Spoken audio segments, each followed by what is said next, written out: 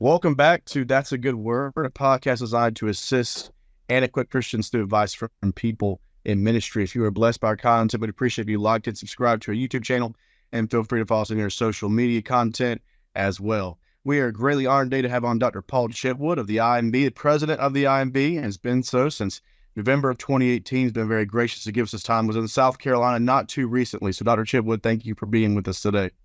Hey, it's a privilege. Thank you. Thanks for having me today. I appreciate your program. Thankful for those who tune in. Grateful for your church and the support you give in partnership with the IMB. Yes, sir. Thank you so much. Many of our guests, not all of them, will be very familiar with you, but you have been in many different roles throughout your ministry experience. You've been a pastor. You've been executive leader in Kentucky's convention. So if you would give us kind of a background of your story and how you got to be the president of the International Mission Board. Yeah, so it was a bit of a surprise to me when the Lord led in this direction. But as you mentioned, I've been a pastor for 18 years and really enjoyed that. One of the life-changing experiences I had even as a pastor was serving our denomination as a trustee with the International Mission Board. So I came on the board 2002, served 2 4-year terms, and chaired the board my last 2 years on the board. So that gave me a rich and deep educational experience in what God was doing in cooperative missions through Southern Baptist IMB. And during that time as a trustee is one of the most educational experiences I had in my ministry to date. And it was an incredible privilege. That maybe was somewhat influential, along with my involvement in our state convention, of me being called to serve as executive director of Kentucky Baptist Convention. Did that about 7.5 years. And I think that also was significant preparation, both local church pastor, state mission work, being a trustee, educational background. I was teaching at the seminary for several years in part-time capacity. All that really helped prepare me as much as one could be prepared for this role. But the transition in the role came when I was invited by the search committee and the interview process back in 2018. And that was search committee of the trustee board. Some folk had submitted my name as a potential candidate. They reached out. I said I certainly would be willing to pray with them and talk with them about the role. It was on November 15th, 2018, 5 years ago, that I was called into the role. So with your role, there are a lot of challenges, that position, a lot of spiritual warfare that probably goes on there, a lot of burdens to bear. When you look at your own spiritual life, how have you grown, and what are the challenges of the position that you're in when you think about your own spiritual walk? Yeah, thank you for that concern and consideration. It was interesting. You mentioned spiritual warfare. I actually had one of the search committee members, when I was going through the interview process, asked the question, why do you want to be IMB president? To which I replied, I don't. And that got a little bit of a chuckle in the interview. But then when they realized I meant it, I think they were wondering why they were wasting their time in conversation with me. Yeah. But I went on to explain that the reason I didn't think it was wise to seek the role, as a trustee, I'd watched the president then, Jerry Rankin, back during my days as a trustee in the role. I had some idea of what the role took, what it cost a person in the role, and just the level of spiritual warfare. So spiritual warfare is what I'm getting back to. I really feel like that this organization is well known by the enemy. When you think about what's happening in our universe, I don't think there's anything more important happening than getting the gospel to those who haven't heard it. I think this is the most important work in the universe.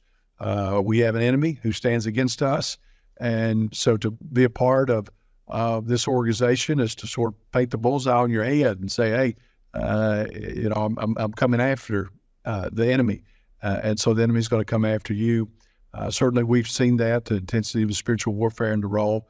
But I've also sensed very clearly that I'm held up by the prayers of God's people. I don't know if there's many people who who benefit from more folk praying for them than I feel like I do as IMB president. And I see the impact, I see God's protection in that, and it is a blessing. Certainly the role has challenges. I think spiritually, the role has created greater dependency on the Lord for me personally.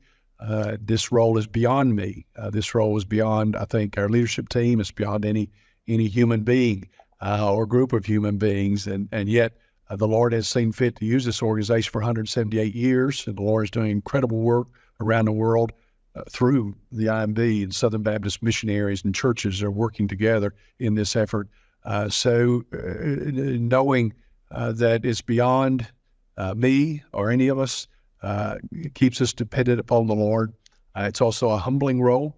There's so many challenges that go along with it that it does remind me of my weaknesses and inadequacies, and yet the Lord uses that, I think, in the dependency to do what He will do, and then use us in the way that He chooses. So I'm grateful for that. Just in terms of a leader, one of the biggest challenges is leading through the layers of a large organization. We've got about 4,000 employees, and they're scattered across 120 plus countries. And some of them I literally never see because they've been out in very difficult to reach places. They've been out there for many years. They come through on a stateside break or assignment and come to one of our stateside conferences where we meet with our missionaries for a week of conference when they're back here in the U.S. But they may do that once every 3, 4, or 5 years. So I've been in a role 5 years, and I'm literally meeting employees, if you will, for the very first time 5 years in the job. So that creates some unique challenges, but it's also been a lot of fun. Yeah. Part of the reason that missions is so important is identifying the problem, and that problem being lostness. You had a message at the convention a couple of days ago that many pastors have spoken about social media that was very impactful to them. And was speaking that the biggest problem that we face today is lostness. It's still the biggest problem. It's been the biggest problem for a while, and it's even more prevalent today than it ever has been. For Christians that really don't know, we grow up in America, we grow up in the Bible Belt. For Christians that don't know really what the rest of the world looks like and just how lost the rest of the world is, can you kind of help put into perspective how important missions is today with that issue of lostness in our world? Yeah, absolutely. So one of the things I emphasize is that indeed, as you said, lostness is the world's greatest problem. That's easy enough to prove with two statements. One, it's the only lasting problem. It's the only problem that's eternal. Every other problem in your life ends the moment you die, unless you die lost.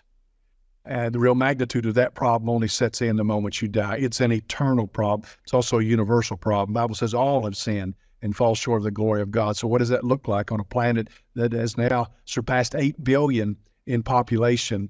It's a greater problem today, lostness in our world, than it's ever been in human history, because there's more people in the world and there's more lost people in the world. The reality is, as our research team each year looks at 3 sets of statistics. One is that global population growth. 2, the daily death rate that's reported country by country around the world. You could track that.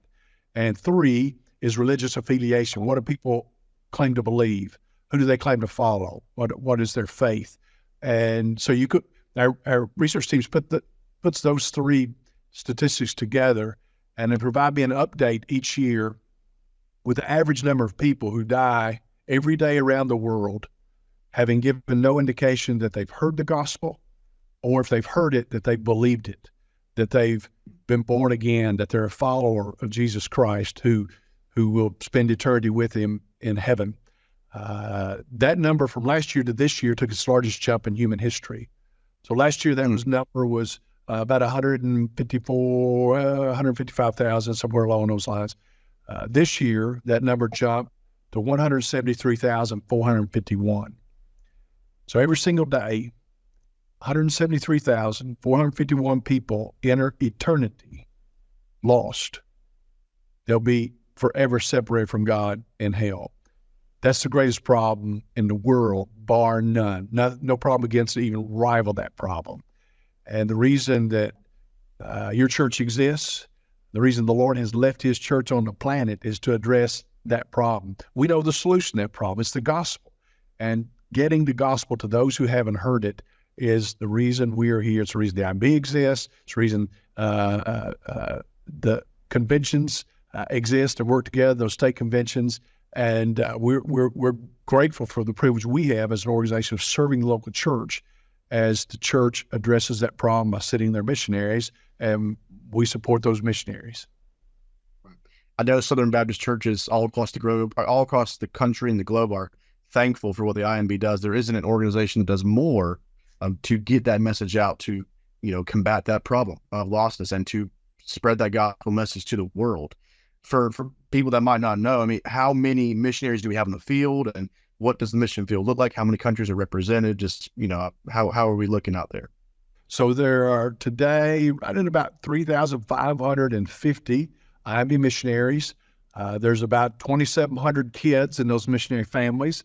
So as Southern Baptist give the Lyman Christmas off and the cooperative program and support the work of the IMB, they're caring for 6,000 people plus who are living overseas, doing the work of sharing the gospel. Last year we worked in 122 countries of the world. So what I like to say to a congregation when I'm invited to fill the pulpit for their pastor or preach and speak to the congregation is this: your church worked in 122 countries last year because you're in partnership with the IMB. And those IMB missionaries are your missionaries. And so think about what it means for your church, not just to have a gospel presence here in your community, but you literally had a missionary presence in 122 countries of the world. So that's the beauty of cooperation, of all churches working together and what we're able to celebrate. The impact of that is tremendous because of those missionaries being present and working with national partners on the ground in those 122 countries. There were more than 700,000 people who heard the gospel last year through those missionaries and their partners. There were, of those 700,000 plus people who heard the gospel, 178,000 who responded by acknowledging their trust in Christ, professing faith in Christ. Of the 178,000 who responded, saying, hey, I'm trusting Christ, more than 102,000 were baptized. So you think about the impact of your church, the church I attend here in Virginia, the impact of that church extended to the nations, 102,000 baptisms, 178,000 professions of faith, 21,000 new churches were started overseas. So we're about church planting, not just the North American Mission Board. Thank God for that work. We're doing it all around the world through the IMB.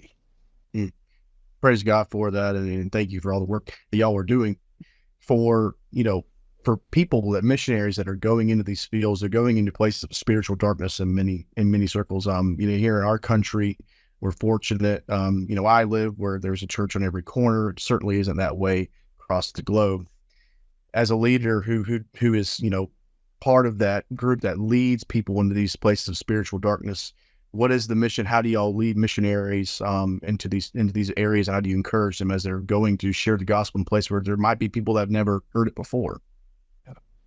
So we try to have a multifaceted approach to that, to ensuring the missionary has what the missionary needs to do what God has called the missionary to do. And certainly our prayer support, it's, as you've acknowledged, it's a spiritual battle. I use the imagery. Those missionaries are out there beating on the very gates of hell, demanding those for whom Christ has died be set free.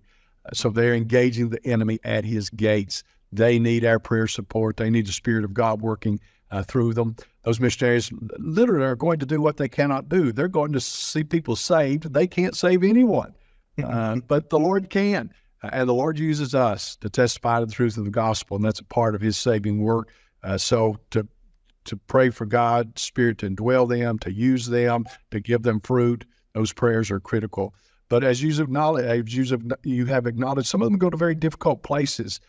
So we actually have a risk management team and a risk management system where we're trying constantly to do everything we can to keep those missionaries in place, to keep them safe. They they acknowledge the risk. They're willing to lay their lives on the line for the sake of the gospel. But we don't want them to die if they don't have to. And if, as much as it depends upon us to provide protections for them, we're very careful. We invest a lot in that to make sure the missionary is cared for and as safe as can be. We have a theology of risk that guides our work, and we acknowledge this is risky work. We're going to very high-risk places, but we also want to do our diligence to provide protections to the extent that we can. Beyond that, we have a significant member care team. That's what we call our missionary care team. We have people stationed around the world whose job is to take care of missionaries who are in crisis or in struggling situations. They provide counseling. They provide very practical support. And so one of the benefits of a large organization like ours and all the churches working together to fund it is we can provide care for the missionary. Certainly all their financial needs are met by the generosity of Southern Baptist, which is a really big deal. I saw a study recently that 43% of independent missionaries that just raise their own funds and go out don't finish their first term. They have to come home because they run out of money. And so for lack of finances, 43% come home. No IMB missionary comes home for lack of money. Thank God for the generosity of Southern Baptist. So their financial needs are met and provided for, but we want to provide for their health needs, and we do. We're able to provide health care, health insurance for them, self-insured as an organization. We're able to provide for their spiritual needs as we have member care. We also have TCK member care people, so those who are specifically trained and equipped and ready to help families with children who are struggling or children who are in crisis. We help provide those children's education. So it's just a holistic system of support that is really unique. I don't know any other missionary sending organization that has anything close to what Southern Baptists have created at their International Mission Board. It's a beautiful thing that allows for a sustained missionary presence. That allows missionaries to go and stay longer and do more. And because of that, there's a greater harvest. Right. There are many, people in Southern Baptist churches that may, they put the money in the plate, they tithe, and they might not know what's going to happen with that money. But I can tell you, just as a member of a church who has, had IMB missionaries come to the church and speak about how God has worked, it's very sobering, just humbling experience to see that money that we are giving each week is truly going to spreading the gospel worldwide. And it's great sometimes to have missionaries come in and share that and share how their specific dollars, how church specific dollars have impacted for the growth of the kingdom worldwide. And I know that for many people that they might be wondering, where's that money going? But as you just said, that money is put specifically to help missionaries, and that is what I believe as Southern Baptists we do really is as good, if not better, than anybody else. Yes, I agree. You think about the Lottie Moon Christmas offering, for example, when the church or an individual gives that offering, every penny is used on the front lines of the mission field to do the work, to support the missionary. The quadra program, of the IMB's share of quadra program support that comes from Southern Baptist churches, 60% of CP dollars that make it to the IMB also go to the front line to do mission work overseas. The rest of it allows us to provide this network of support where I'm here with you advocating for the IMB and cheerleading our missionaries and getting churches involved. We have a mobilization team. We have a training facility here and in the Richmond area where those missionaries get 7 weeks of intense training before they deploy to the field to ensure they're as ready as they can be. Just a whole network of support that's created through the cooperative program investment here. And then most of those CP dollars and all the Lottie dollars are on the front line. One of the things we've been trying to do, and I love you mentioned having IB missionaries in your church, we've been trying to personalize this. One of the risks of a cooperative missions model where a missionary isn't showing up and asking for money in a local church context is that there may not be a personal relationship or personal connection when a church or an individual just gives to support those missionaries out there.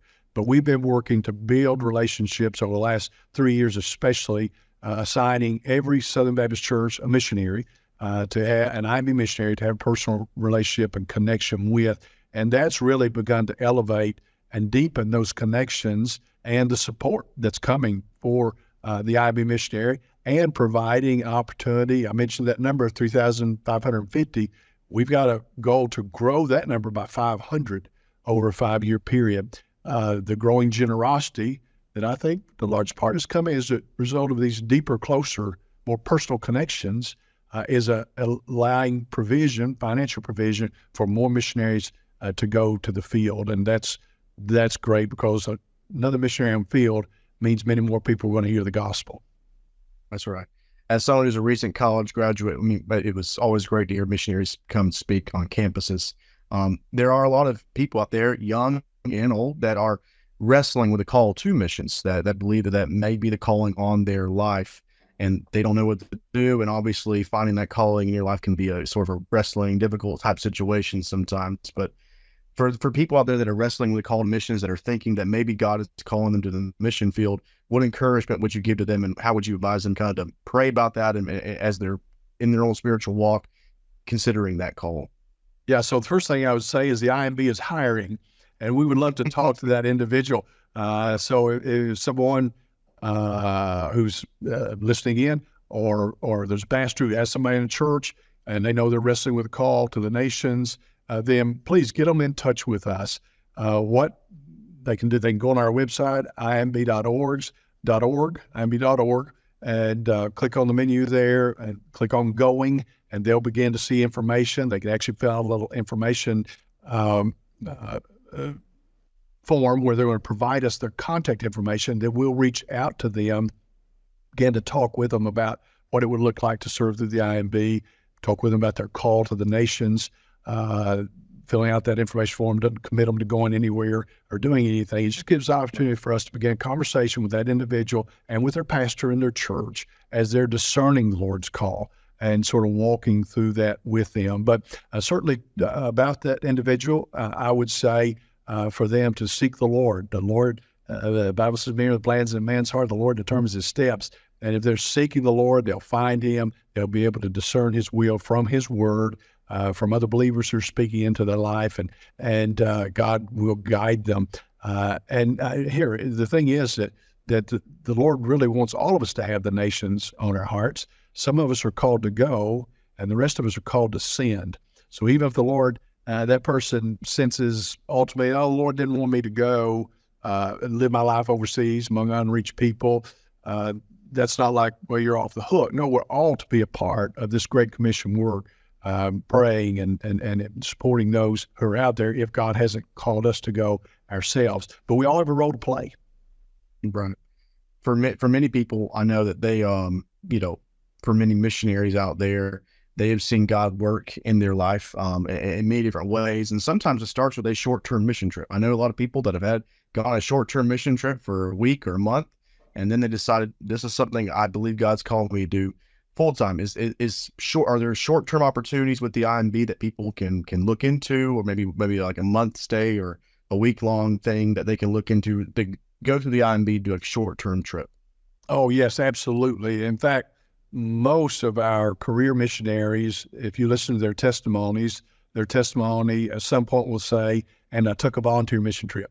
And the Lord solidified his call, or the Lord captured my heart with that. So you're right. I mean, such an essential experience. And I think it's good for, I wanted when I was a pastor, I wanted all of our church members to go, because I knew that even if God wasn't calling them to go as a missionary, that a volunteer mission trip could change their lives and could open their hearts and minds to what God's doing among the nations, and cause them to be more generous in their giving towards missions, cause them to be more committed to our local church ministry where we were sharing the gospel locally, cause them to pray more.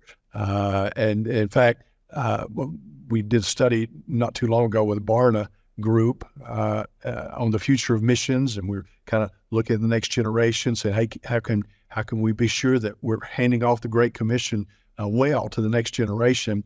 And one of the data points. Of course, they do a lot of research and surveys. One of the data points that really confirms something that we kind of instinctively know, and you've even referred to here, Wilson, is that a person who's taken a volunteer mission trip, that changes them dramatically, and that's verifiable in the statistics. And here's what that looks like. A person who's been on a volunteer mission trip will pray 4 times as often for missionaries and for the lost among the nations. They'll give 4 times as much to mission work, and they're 4 times more likely to answer God's call to be a missionary. So my encouragement is to pastors, hey, get your people out there. The Lord will use that in a tremendous way. And indeed, there are lots of opportunities to go through the IMB. Before the pandemic, we would have 20,000 plus volunteers take mission trips and serve alongside our teams for a week, 2 weeks, 3 weeks, something like that. Last year, I guess more year before last, we began to see those numbers come back up. Of course, it went to 0 during the pandemic. People couldn't travel overseas. But then we jumped back up to, I think it was 7,000 or 8,000 just this immediate past year. It was back up to 15,000. So thousands of people are going on these volunteer trips. You can learn about many of them on our website. If you have questions about volunteer mission trips you don't see on the website, or really a question about anything, drop an email to us at this email address, info@imb.org, info@imb.org. Pitch your question, whatever it is. Hey, I want to know more about serving as a missionary, want to know more about a volunteer trip, want to know more about how to get my church involved with the IMB, and through that email address, that question will be pushed to the right team member here, and we'll get an answer to you right away. But we're excited about seeing people come back. Those mission trips not only are hugely impactful to the individual. I don't think I'd be president today if it hadn't been for a mission trip that my wife and I took when we were first really getting involved in international missions. It was life-changing for us, but it's also tremendous help to the work. I mean, it's a way we kind of hold up the arms of our missionaries. It's extra workforce on the ground for those days. It's encouragement to them.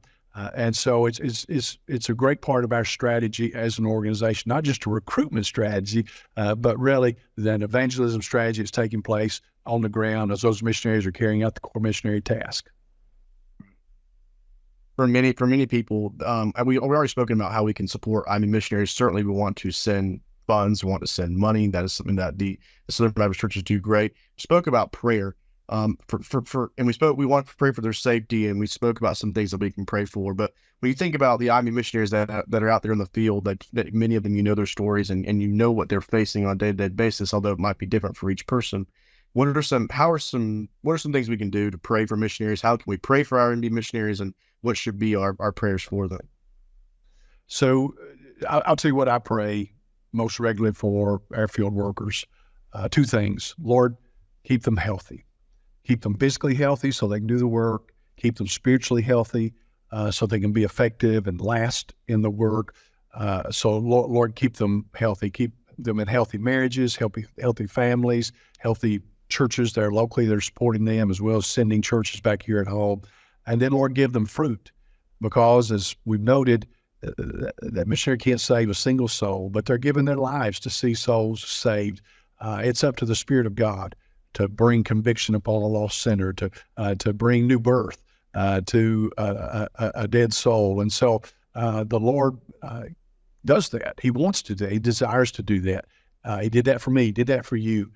He did that for the missionary. Well, we want to see the Lord using those missionaries to do it for others. So, Lord, give them fruit in their labors. Those are 2 prayers I pray most often. Lord, keep them healthy, and Lord, give them fruit. Well, what we're going to do is we're going to put links in the description for both info@imb.org, and we're also going to put a link in the description for the IMB's website. That way, if people want to get involved, they can learn more about it. Dr. Chitwood, kind of circling back to as we talked about at the beginning of the interview in your own life, you're someone who's persevered for quite some time. You've been in many different roles in your ministry experiences. You've been a pastor, you've been a convention director, you've been now leader of the IMB. for younger Christians that are wondering how they can persevere and run the race when it sometimes looks very difficult, what encouragement would you give to younger Christians that need to persevere, that want to try to run the race? How would you encourage them? Yeah, it's a good question. I think as I reflect back on my experience, certainly I'm not perfect, I'm not the model, but the things that I've seen the Lord use and honor has just been one, a desire to have a close walk with Him, keeping my life grounded in His Word, studying His Word, allowing His Word to guide and dictate my behaviors, my decisions, my conduct, being in close relationship with the Lord and prayer. I think also certainly being around other believers, their involvement in the local church, that looks a little different for me in this role because I'm in a different church all the time. But certainly for most of my life and most of my ministry was very grounded in a local congregation. I'm still a member of a church. I send my money and my girls there, but I'm not there very often. But I have a good relationship with my pastor. He's very supportive of this ministry call that the Lord has given me. Humility goes a long way. Just recognizing that we aren't the center of the universe. That this is about the Lord and His glory. It's not about any of us.